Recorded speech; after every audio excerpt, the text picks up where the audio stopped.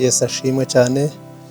Reka sabe baza gukurikira mbasabe tubane mu mwanya muto, muve mu bindi bintu bibarangaje, ibindi bintu mwari murimo, munkurikire mu mwanya muto kuri iri sengesho ryo kubohora cyangwa se isengesho ryo gufungura ibintu by'abantu batandukanye byari bifunzwe na Satani.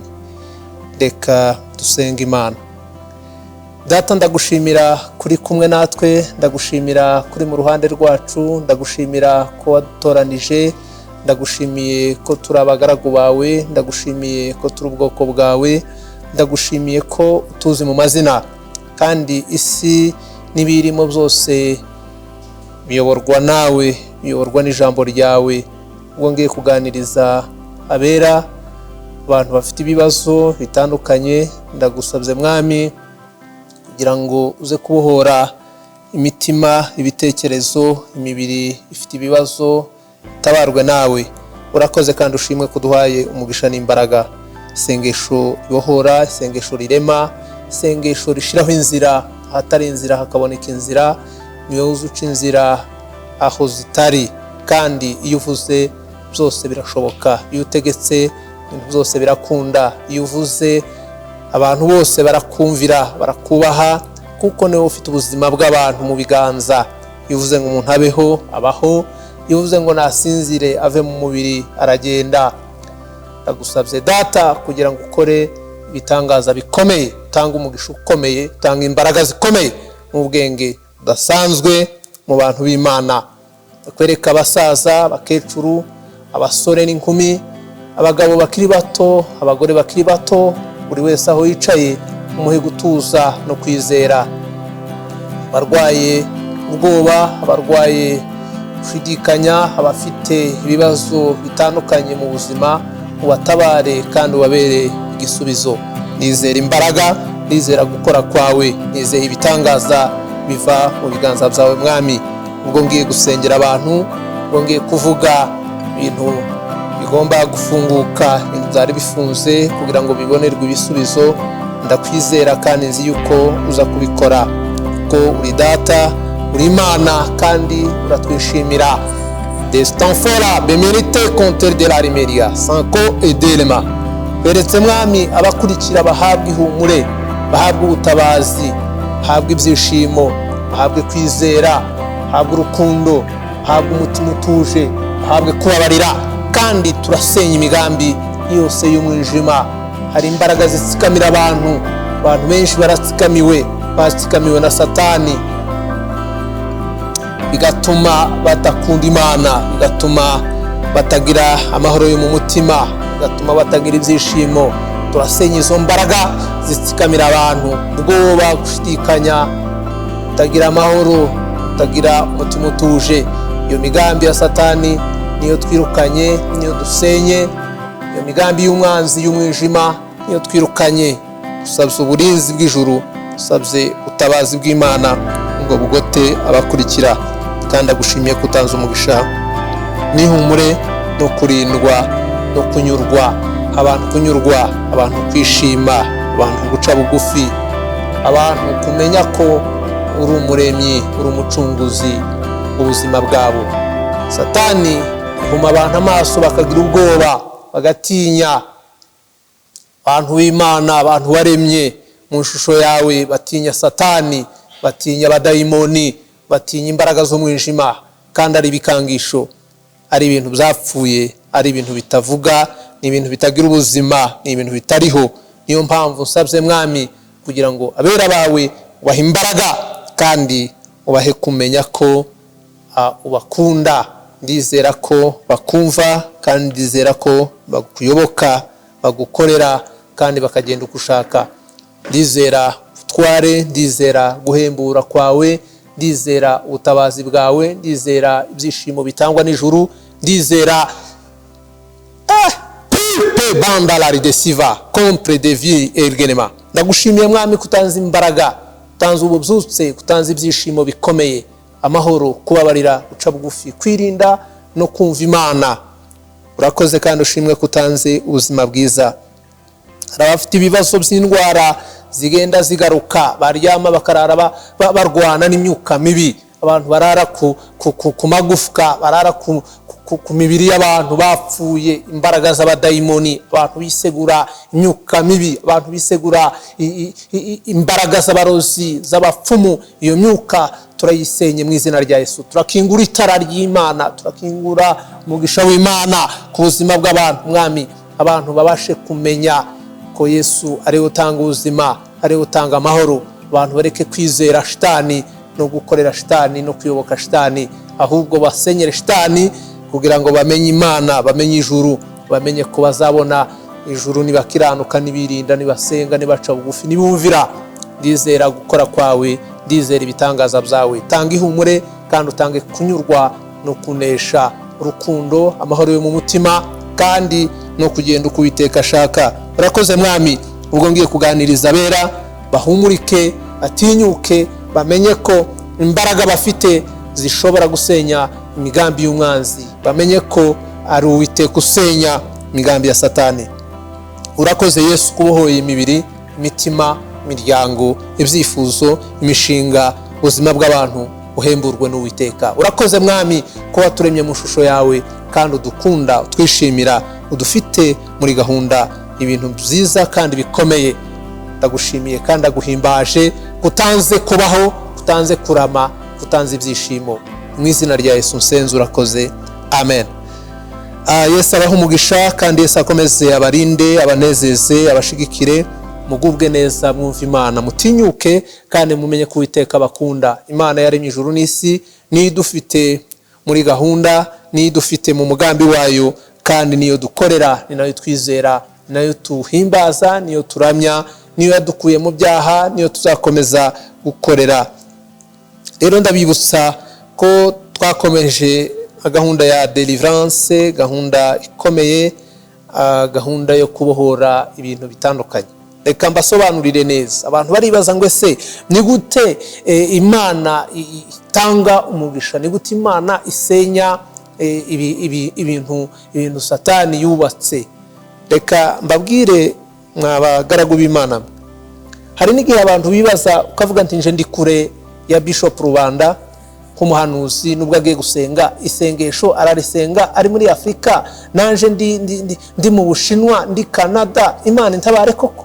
Nagira ngo kubwire ngo ni Imana iri hose, ni Imana ishobora byose. Kandi nagira ngo mbabwire ko atari ejo ubikora, ahubwo birakorwa n'Imana, birakorwa n'Uwiteka.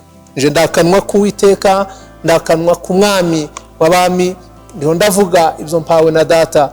Rero aho uri gusuga kurikira ukumva isengesho rirakubohora. Ariko reka mbanze ngusengere wowe urwaye umugongo. Kurandeba, kurareba, kurakurikira, uraza kwibaza, ariko reka ngusabe ubuza kuba uri mukurikira, utangire kwizera gukira umugongo, utangire muzima. Dore ugenda wunamye, urahengama, ufite ikibazo cy'umugongo, ukumereye nabi, ufite gahunda zigoranye, ndetse ugomba no kubagwa. Ibibazo byawe by'umugongo byabaye birebire, barakubaze kenshi, warivuje byaranze, ariko nagira ngo kubwire ngo umuriro wa Yesu utwika, umuriro wa Yesu ko ukuraho ubumara bw'indwara, utwike umuriro wa Yesu winjire mu mugongo wawe ube muzima. Akira gukira mu izina rya Yesu. Amen. Urakize wewe wari ufite ikibazo cy'umugongo. Eka ngusengere nawe ufite ikibazo cy'imitsi, uraryama imitsi ikagufata nijoro, kaboroga, kumva ufite ikibazo gikomeye cyane. Eka dutume umuriro wa Yesu mu mitsi y'amaguru kugira ngo ube muzima, kandi Yesu akugire muzima. Yesu yavuze ni ijambo rimwe gusa, nkunda Yesu cyane kuko ni umwami kandi ni umunyembaraga. Ijambo rimwe gusa rya Yesu riza rigenda rigasenya ubumara n'ubutware n'ibirindiro by'umwanzi, amahoro agakomeza, tukabaho neza kandi tukagira umugisha n'ubuzima bwiza. Irakunda iyo twizeye, kandi birakunda iyo tuvuze Data, kuko iyo tuvuze Yesu ibintu byose birashoboka. Imitsi nibe mizima mu izina rya Yesu. Akira gukira, kiragukira. Abantu benshi baba bashaka ngo dufate aho barwaye. Ubwo mubishaka, ubwo ariko ubikeneye, fata ahantu babara, fata amaguru yawe, imitsi, hafate usengere, hafate dusenge. détail la déposant de la kiria faza sansere boni ya coton et glema. Ndagushimiye mwami kwiriya mitsi baye mizima, iriya pepo yimuke, amaguru abe mazima, imitsi igororoke, iriya mitsi yifunditse, imitsi ye abyimbye, umubiri birenge bibyimba, amaguru abyimba, imitsi nibe mizima. Ndagushimiye mwami kuvuye uyu muntu akaba baye muzima, aca kibaye kandi uramukijije. Ndagushimiye kubikoze, ndagushimiye kubyemeye mu izina rya Yesu Kristo umwami twizera kandi twemera, amena. Ndagenda mbabwira ibintu bitandukanye, ngenda nashiramo n'amasengesho yo gukiza indwara ndetse n'ubuhanuzi bugufi buke buke. Ico ngendereye uyu munsi ndavuga ku bintu bikeya, twavuze ibintu byinshi, uyu munsi turavuga ibintu bitandatu. Ikintu cya mbere n'abafite umwuka w'ubusambanyi mu muryango. Cya kabiri n'ababaswe n'umwuka w'ubuhehesi mu muryango nanone. Cya gatatu n'abafite business zitagenda neza. Cya kane n'abafite karande yo kwiyahura mu muryango. Cya gatanu abafite karande yo kwangwa kutagira igikundiro. Cya gatandatu n'abantu bataza basinzira, bagira ibitotsi bike, bidroga kugira ngo babashe gusinzira. Abantu bagira ibitotsi bikeya. Ni ibintu bitandatu tugiye gusengera kugira ngo abantu babohoke, bagire ubuzima cyangwa se batabarwe. Imana ishimwe. Turebye Yohana ibice 14 umurongo wa 12, ni ukuri ndababwira yuko unyizera imirimo nkora nawe azayikora, ndetse azakora niyiruta kuko nja kwa data. Nagira ngo mbabwire ko ibi dukora, ibindi mo nkora, iyo nsengera abantu, iyo mfasha abantu baba bafite n'amatsiko bakavuga ati ariko Bishop Rubanda yatangiye gusenga ryari, akora umurimo gute, akorera hehe? Ubundi nje nkora ndi umushumba mu itorero New Jerusalem, kandi naho nkorera umurimo umunsi ku munsi. Kubera ikoranabuhanga ngenda mfasha abantu buhoro buhoro, kubera ko n'ubundi abantu baratondaga bakaza bakatonda nkabakira ari benshi, ariko kubera ikoranabuhanga ndabafashiriza aho bari mu ngo zabo. Bamwe nkabafasha batanampamagaye, bakurikira bakaza guhabwa ibisubizo, abandi bakampamagara nabo nkabafasha. Ariko nagira ngo mbabwire ko Imana ari inyembaraga kandi Imana n'urukundo. Imana n'urukundo, nta kintu na kimwe kidashoboka iyo twizeye, iyo dushaka Imana. Ibintu byose birashoboka, ibintu byose birakunda. Ushobora kuba ufite ibibazo bitandukanye, ariko reka nisengerere abana b'imfuzi. Abana b'imfuzi bibaza akavuga ati ariko nje sinabonye data, nje sinabonye mama, nje ntabwo narezwe n'ababyeyi, ariko se nzabaho gute? Mbabwire mwamfuzi mwe munkurikira, Imana igiye kubaha umugisha. Kambasengere kugira ngo muzamuke mu ntera, muzaba abanyamugisha, muzagira imiryango myiza kandi minini, muzarera abana banyu kandi bazagubwe neza. Kandi namwe Imana ibahoze amarira yo kuba mwararize mutarashoboye kubona ababyeyi banyu ngo babarere neza.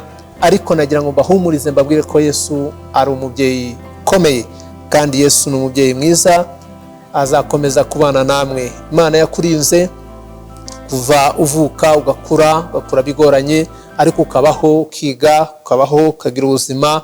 None uyu munsi ukaba uri umuntu mukuru. Nagira ngo ubwire ngo imbere ni heza, kandi nkwifurije kubaho neza no kugira ubuzima bwiza. Ni igikundiro cy'ijuru, kandi Imana irakuzi, iragukunda, kandi uzagira amahoro menshi. Ni ku Uwiteka mbwiye ngo n'ubuhanuzi bwawe ku mwana w'imfubyi, ariko ndakubwiye ngo uzarama kandi uzagira amahirwe akomeye, uzagira umugisha udasanzwe, kandi Imana izakwagura, kandi umuryango uzagukomokaho uzaba umuryango mwiza, umugisha kandi unezerewe. Imana iguha umugisha, kandi Imana ikurere neza, ikurerere n'abo uzabyara, kandi uzabe umunyamugisha ukomeye. gukorera Imana cyangwa se gusenga, kwirukana imyuka y'indwara, abadayimoni n'ibindi, kubohora abantu baboshwe, kubohora abantu baboshwe na Satani. Ubutabazi, twebwe n'ubutabazi, ni isengesho ry'ubutabazi, n'Uwiteka ukora iyo mirimo. Ibintu zagiye bibata imiryango, hari abantu bibaza ngo ese naje buriya nzatunga, nzagira amafaranga, nzagira ubushobozi, ariko nagira ngo nkubwire ngo wambabariye ukizera, naje kaguhanurira muri aka kanya. Tangira witegure, uribaza ese nzagira amafaranga, nzagira ubushobozi, nzagira inzu, nzagira imodoka, nzagira, reka nkubwire ngo izere kubaho kandi izere gukora kw'Imana. Imana iguha akazi, ahubwo cyo mbona nuko uri umunebwe, ndagusaba ko waba umukozi ukava mu bunebwe kugira ngo Imana izaguhe akazi kandi uzagakore neza.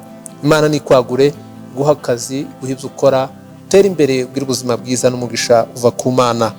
Akira ubwo buhanuzi rero ubwo wibazagaho kuzatunga, uzagira ubushobozi, Imana irabikwemereye. Genda utunge kandi utunganirwe, uzafashe abatishoboye, uzafasha abakene, uzabagirira akamaro, kuko Imana nawe iguhaye ubutunzi bukomeye. Ibi bintu rero bitandatu tugiye gusenga, kubabwira ko ku Mana ibintu byose birashoboka.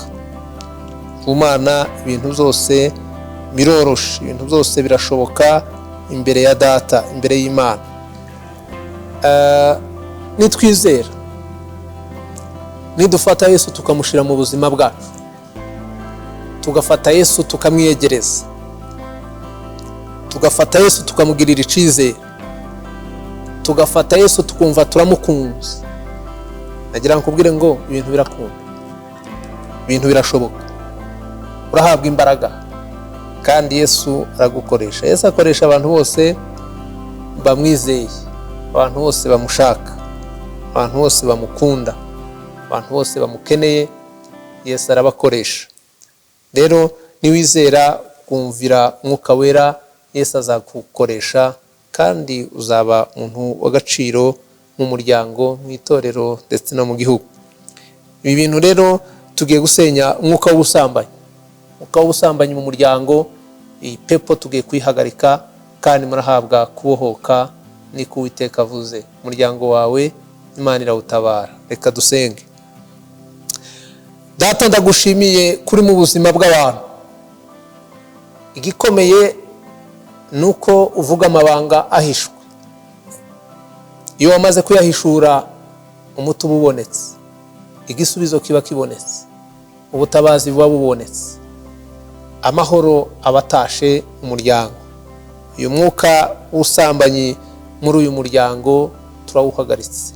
Ubu busambanyi turabwimuye, twimuye izi mbaraga, twimuye aya mapepo, twimuye aya majwi, twimuye imigambi mibi ya Satani. Ibyo Satani yari yaragambiriye ku buzima bw'abantu batandukanye, imigambi ya Satani turayisenye, dukinguye umugisha, dutangaje ubuzima bwiza, dutangaje amahoro n'ubutunzi. Ndagushimiye ko umwuka w'ubusambanyi usenyutse, utsinzwe ku buzima bw'uyu muryango. Ndizera kandi ndagushimiye ko bibaye Yesu. Amen. Yesu abaho umugisha ko mutabawe n'Uwiteka. Abantu bazabibaza, Imana iyo yamaze kubihishura, erega ibindi biba byoroshe. Hora kwibaza ariko Bishop Rubanda ko asenga isengesho rigufi, buriya ibintu biba bikoretse. Nagira nkubwire ngo amasengesho magufi n'amasengesho maremare yose ni meza. Ufite umwanya wo gusenga isengesho rirerire ni ryiza cyane, kuko uvuga ibintu byiza, utaka uvuga Imana ni byiza. Kandi n'abavuga isengesho rigufi nabo nka Bishop Rubanda ryo kwizera naryo rirakora, ragenda ikinjira. Mbabwira isengesho ubundi amasengesho yabera aba ameze nk'ifumbire. Ifumbire uzugenda ukayimena ahantu, kamfate ifumbire ya mase, aho bamena amase aragenda hakamera ibyatsi hejuru, ariko hasi hakaba harimo ya mase, ya fumbire igakomeza. Ifumbire iragenda ikagira igihe kinini mu butaka, kandi wahahinga hakera. Amasengesho nayo iyo dusenze aba ameze nk'ifumbire. Isengesho ry'iminota mike riragenda rigatura, rigakora operasiyo ikomeye mu buzima cyangwa se mu mubiri w'umuntu. Ibintu byari byarananiranye bikagenda bisenyuka, umuntu agatabarwa. Yari umusambanyi akavamo umukristo mwiza, akavamo umupasitori mwiza, akavamo umwigisha mwiza, akavamo umuhanuzi mwiza. Abantu bakazabona wa muntu wari umusambanyi, ariko noneho bagatangira kubona yaravuyemo umukozi mwiza w'Imana. Rero iri sengesho dusenze iminota mike riragenda ryinjire mu mitsi no mu magufwa no mu bwenge no mu bwonko no mu bitekerezo no mu mutima. Riragenda risenya ibihome, intambara, ubutware bw'umwanzi. Mu gihe gito iri imbere uzisanga uri umuramyi, uramya Uwiteka, uvuga ijuru kandi uvuga gukomera ku Uwiteka. Nuko niko bimeze.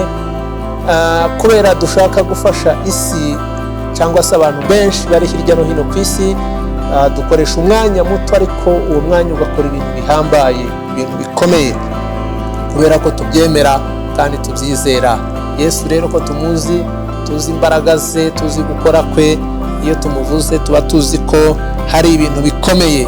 Ni isengesho rigenda rikagira imyaka myinshi mu buzima, mu mutima w'umuntu, kandi rikazeramo ibintu byiza kandi bikomeye.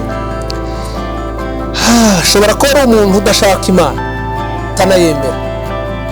Ndabizi ko hari n'abatemera ubuhanuzi. Uze kumwegera, ufungure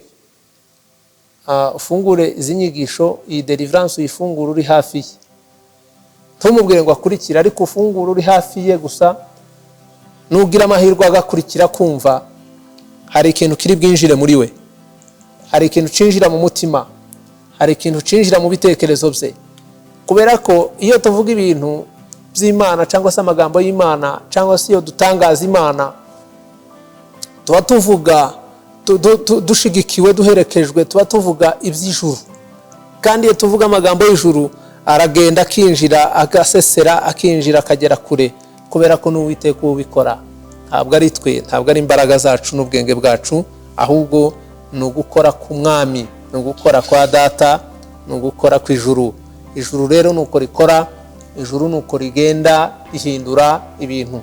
Ushobora kubona umuntu ari umupagani uvuga ngo uyu nguyu azapfira mu byaha, ariko kubera amasengesho tugenda dusengera abantu batandukanye, Yesu agenda bakoraho, abahindura, abaremamo ibyiringiro, akabazana abantu bakava mu byaha, bakaza bagakorera ijuru, bagakorera Umwami. Abantu bafite amashari menshi cyane, abantu bafite ibitekerezo byinshi, abantu bafite ibintu bibagora, bibakirigita. Satani arabashuka akababwira ngo ejo hari abantu twari twicaranye bakomeza komanteri, bavuga abakozi b'Imana, bavuga abasenga, bavuga ko nta bakozi b'Imana bahari, bavuga ko abantu basinziriye, abantu bari mu bitotsi, abantu batariho bakorera Imana. Ndabaseka, ndababwira nti muribeshe. Nubwo mwabona parti y'abantu nini cyane mukabona barimo bakora ibyaha, ndababwira nti muribeshe. Hari abantu benshi baramya Imana, hari abantu benshi bariho bakorera Imana, hari abantu benshi bahagaze neza. Irembo muhagazemo ni irembo ry'intege nke, ni irembo ry'ibibazo, ariko hari andi marembo menshi y'umugisha, hari andi marembo menshi arimo abatambyi, arimo abashumba beza, arimo abaririmbyi beza, arimo abanyamasengesho beza, arimo abigisha beza, ndetse arimo n'abahanuzi beza. Abantu barageneraliza akavuga ati abahanuzi bo muri iki gihe ni abahanuzi b'ibinyoma, ni abahanuzi. Oya, harimo abahanuzi b'ibinyoma, ariko hari n'abahanuzi b'ukuri.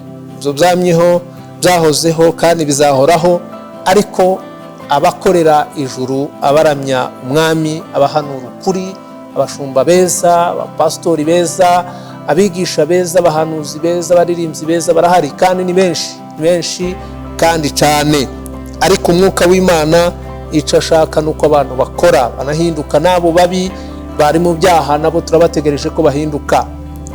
Niyo mpamvu nubwo tuvuga ko abantu bari mu byaha, nubwo tuvuga ko abantu bagomba kwihana, ariko ntabwo twirengagiza, ntabwo tureka kumenya no kuhamya yuko hari n'abantu beza bahari.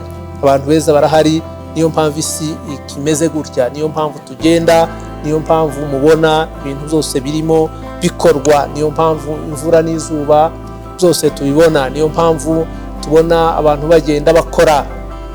Itorero rya Kristo riracari ku isi, kandi itorero ririmo abantu benshi, abageni cyangwa se umugeni wa Kristo arahari ku isi. Hari igihe twibaza ngo ubonye abantu bakuri hafi baramya ibigirwamana ukibwira ngo niko abantu bose bameze. Wabona umupastori wawe ari mu byaha ugahita wibwira ngo abapasiteri bose ni babi. Ntabwo ariko bimeze, ahubwo shitani ni kubwira ngo abantu bose barivanze babaye abakozi ba Satani. Ntabwo ari byo, iyo ni publicité itari na ngombwa. Shitani ifite abantu irimo ikoresha, ariko nabo dutegereje ko bahinduka. Abo bantu bari abasambanyi, nayo mpamvu dusenya uyu mwuka w'ubusambanyi, tugasenya umwuka w'ubuhehesi, tugasenya ko turasenyera Satani, turohereza amasengesho mu ndaya, mu basambanyi kugira ngo bakizwe. Kandi iyo tuboherejemo umuriro wa Yesu, umuriro uragenda, ijambo ry'Imana riragenda, ryamara kugera muri bari basambanyi rigakurura abantu 10 bakaza bakaramya Imana, bagakorera Imana kandi bakaba beza. Nagira rero iyi video uze kwishira hafi y'umusambanyi, hafi y'indaya, hafi y'abantu bari mu byaha, bakurikireho gato, kuko nibamara gukurikira umuriro wa Yesu urabinjirana. Yesu arinjira mu mitima, arasenya ubusambanyi, baze babe abaramya kandi bahimbaza Imana. Impano bafite zize gukorera Uwiteka. Nje rero nagira ngo mbabwire ko bariya tubategereje, bariya abasinzi turabategereje, ziriya ndaya turazitegereje, bariya abantu bakorera Satani turabategereje ko bahinduka. Duteza amaboko tuvuga ngo yemwe abarushe n'abaremererewe nimuze musange Yesu abaruhure, kuko niwe ufite kuruhura, niwe ufite guhumuriza, niwe ufite gutanga imbaraga n'umugisha n'amahoro. Ego tubacira urubanza tubabwira ngo muri mu byaha nimutihana muzarimbuka, nimutihana muzacirwa urubanza, nimutihana muzapfa, nimutihana muzasha, ariko nimwihana muzabona ubugingo uhoraho. Rero turabasaba ngo mwihane kugira ngo muzabone ubugingo uhoraho. Ntabwo tubabwiye ko muzarimbuka gutyo gusa, ahubwo turababwira ngo nimukomeza mu byaha muzarimbuka, nimutihana muzarimbuka, ariko nimwihana muzabona ijuru, muzabona ubugingo uhoraho. Rero ndabasaba ngo mwitekerezeho neza kandi mwizere Yesu abafite muri gahunda. Umugambi w'Imana muri mu bantu Imana yaremye kandi baremeye imirimo myiza. Rero mwitegure gutabarwa, mwitegure guhemburwa, mwitegure gushigikirwa n'Uwiteka, kandi Yesu arabakunda, abafite muri gahunda. Yesu abazi mu mazina kandi arabishimira. Reka dusengere kibazo cy'umwuka w'ubuhehesi, dusenye ipepo y'ubuhehesi igose umuryango wawe. Data, tuje imbere yawe dusenya umwuka w'ubuhehesi, izi mbaraga zisenya imiryango, izi mbaraga zitakaza Shandara basango ya boshora kar ya safaya de meni consenseri di militaire contrôle demandé. Ndagushimiye mwami ko uyu mwuka uvuye ku muryango ugatabarwa, umuryango ugahemburwa, umuryango ukagira amahoro n'umugisha. Ubwiza bw'Uwiteka nibwo umuryango. Hari abari muri gereza kubera icyaha, abandi biteguye gufungwa kubera ibyaha, hari abandi bazasazira mu nzu y'imbohe kubera ibyaha, abandi bazapfira mu nzu y'imbohe kubera ibyaha. Ariko mwami, abafunzwe kubera ibyaha ubasange muri gereza, bihane, bave mu buhehesi, bave mu mwuka w'ubuhehesi, bave mu myuka y'ubusambanyi, batabarwe basange muri gereza, bavemo batabarwe, baze bamenye Imana. Kandi muri gereza nibihane, bamenye ko Yesu ari umwami, batangire gusengera muri gereza, batangire kwihanira muri gereza, batangire kumenya ko Yesu abasanze mu nzu y'imbohe kugira ngo batabarwe. Ndagushimiye mwami ko uyu mwuka w'ubuhehesi ukuweho, mu izina rya Yesu dusenze, urakoze mwami, amen. Duhinduye isengesho dusengera abantu bafite business zitagenda neza, abacuruza ntibunguke, abacuruza bagahomba, abadafite business nziza, katubasengere. Data nkweretse abacuruzi, abantu bafite imirimo bakora, bafite business zabo zahombye, bafite business zabo zitunguka, bafite business zabo bagiye gufunga, barwe n'ijuru, batabarwe n'Uwiteka, batabarwe n'Umwami, kugira ngo imirimo yabo business zabo zigende neza. Ndagushimiye ko iyi business igiye kugenda neza, kandi uyu muntu yinjire mu mugisha, yinjire mu mahoro, yinjire mu byiza, akora atera imbere, ashima Imana, azaramye avuge ngo umunsi umwe ari kuwa gatatu naratabawe, tariki 8 naratabawe. Tekereza reba itariki y'uyu munsi, avuge ngo ndatabawe, Imana irantabaye, Imana irantabaye, Imana iransanze. Ndakubwiye ngo humura, uratabawe, business yawe iratabawe, uratabawe, ugiye gukora kandi ugiye gutera imbere. Umugisha w'Imana nukugote kandi ugire amahoro atangwa n'Uwiteka. Ndagushimiye Kristo kuko zigitangaza kutanza umugisha n'amahoro n'ihumure no gukiranuka no kurindwa no guhabwa ubuzima bwiza. Urakoze kubyemeye Data, mu izina rya Yesu nsenze nizera kandi nemera, kuvuga bikaba, kandi utanga ihumure, uhembura. Narakubonye ukora ibitangaza, narakubonye utanga ubuzima aho butari, narakubonye ugarura imbaraga, amahoro, umutekano, ibyishimo, kubaho, kurama, kurindwa, kubyara, kororoka. Nabonye ibintu byinshi ukora, kandi iyo uvuze Mwami ndakuzi neza, iyo numvise ijwi ryawe ukambwira uzubisohoza, kuko uri Data. Ndagushimiye kukoze iki gikorwa, mu izina rya Yesu dusenze, urakoze Mwami, amen. Duhinduye isengesho, tugiye kwimura karande yo kwiyahura, umwuka wo kwiyahura. Abantu bariyahura, bakiyahuza inzoga, bamwe biyahura bakoresheje inzoga, bakaja mu nzoga, akaba ariyo iba refuge ubuzima bwabo, bakiyahura mu nzoga, mu matabi n'ibindi, akazapfirayo kubera kutikunda, kubera ibintu byinshi, kubera uwo mwuka. Dusenye uwo mwuka wo kwiyahura, umwuka w'ubwiyahuzi, turawuhagaritse muri uyu muryango. Data, ndagushimiye kuko zigitangaza gikomeye, ukoze operasiyo ikomeye, usenyeza imbaraga z'ubwiyahuzi mu buryo butandukanye, utabara abantu, tabarwe kandi bagira umugisha. Urakoze kubatabaye kandi urakoze kubahaye ihumure, mu izina rya Yesu. Pinduye isengesho nkwereka Mwami abantu bafite umwuka wo kwangwa, utagira igikundiro, kudakundwa mu miryango, kudakundwa mu kazi, kudakundwa mu baturanyi, kudakundwa mu bavandimwe, kudakundwa ahantu hose, icangiro, kwangwa n'abantu. Uyu mwuka wo kwangwa, umwuka w'icangiro, umwuka wo kwangwa, uyu mwuka turawuhagaritse mu izina rya Yesu. Duhagaritse uyu mwuka mu izina rya Yesu. Duhagaritse uyu mwuka mu izina rya Yesu. Duhagaritse uyu mwuka mu izina rya Yesu. Duhagaritse uyu mwuka mu izina rya Yesu. Duhagaritse izi imbaraga mu izina rya Yesu. Duhagaritse imigambi ya Satani mu izina rya Yesu. Dutangaje umugisha n'amahoro no kurindwa no kurama no kugira amagara mazima n'ubuzima bwiza. Urakoze ko wihesheje icubahiro kandi urakoze kutabaye, mu izina rya Yesu dusenze, urakoze, amen. Hinduye isengesho, ngiye gusengera abantu badasinzira, abantu bataza baryama ngo basinzire, bagira ibitotsi bike, bagira amahoro make. Katubasengera Imana. Data, ndagushimiye ko uri kumwe natwe, kandi ndagushimiye ko ari utanga ubuzima, niwe utanga ibitotsi. Abantu badasinzira uhe kuza baryama neza bagasinzira. Tabara ubwonko bwabo, uhindure, bakire, uburwayi buvemo, indwara yo kudasinzira, ipepo yo kudasinzira ikurwe mu buzima bwabo.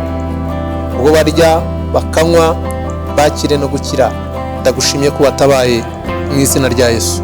Imana ibabohore, Imana ibaho umugisha, kandi Imana ibagure, Imana ibahe gutera imbere no kurindwa no kuyoborwa n'umwuka wera. Ngiye gusoza mbashimira ko mwakurikiye, mbashimira ko mutabawe, mbashimira ko muhawe guhembuka, mugiye kugira ubuzima bwiza, mugiye kugira umugisha w'Imana.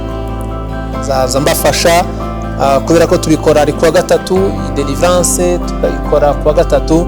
Tuzareba uburyo tuzongeraho n'undi mwanya buhoro buhoro, ukareka ku munsi umwe mu cyumweru, ikaba wenda iminsi 2 cyangwa 3 cyangwa 4.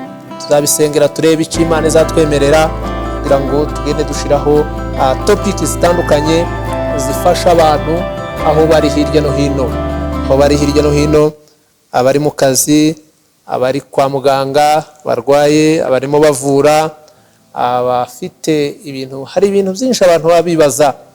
Nzategura ibibazo abantu bakunda kwibaza, nzategura ibibazo nka 20 bitangeho ibisubizo.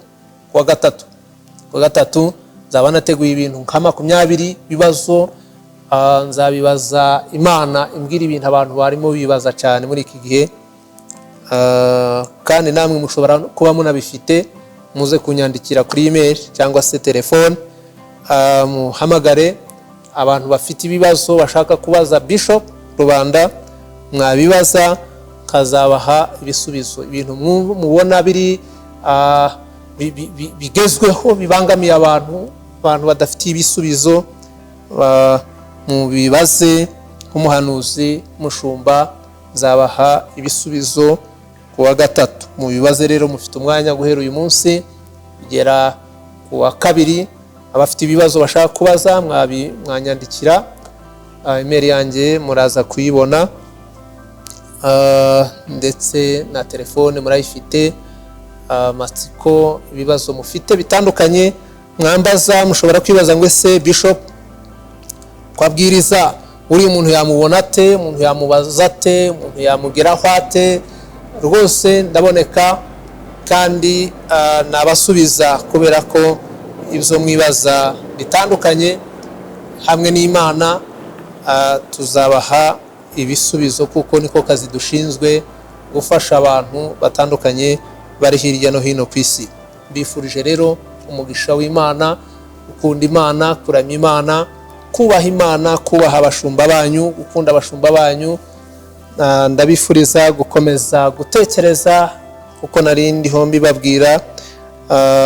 Turiho kugira ngo tubafashe, turiho kugira ngo tubashigikire, turiho kugira ngo mubone ibisubizo ku bibazo muba mwibaza buri gihe. Rero mbifurije umugisha w'Imana, mbifurije ubwenge, mbifurije kugira ubuzima bwiza, mbifurije kuzabona ijuru, kuzabona Imana, mbifurije gutinyuka, kutigunga, kudaheranwa n'ibibazo cyangwa se n'ibintu bibagoye. Satani ikintu ikora ibwira abantu guceceka, ugira ibibazo ariko uceceke, ntugire ubibwira, ariko ugomba kugira ibibazo ukabivuga. Ko kamaro k'abashumba, tugomba kubabwira ibibazo dufite, bakadusengera, bakatugira inama. Rero mbifurije umugisha w'Imana no gukomeza kuyoborwa n'Umwuka Wera. Hari igihe mwibaza ngo nukutugora, kuduhamagara wenda nukutugora, nukuturusha, niko kazi kacu. Kazi kacu nukugira ngo tubafashe. Rero Imana ibahe umugisha n'ihumure no kurindwa no kuyoborwa n'Umwuka Wera no kuzabona ijuru. Data, ndagushimiye kubahaye guhumurika no gushigikirwa nawe, no guhumurizwa nawe, no kurindwa nawe, no kuzabona ijuru. Urakoze kubahaye umugisha no kurama no kubaho neza. Mu izina ry'Uwiteka dusenze, urakoze. Amen.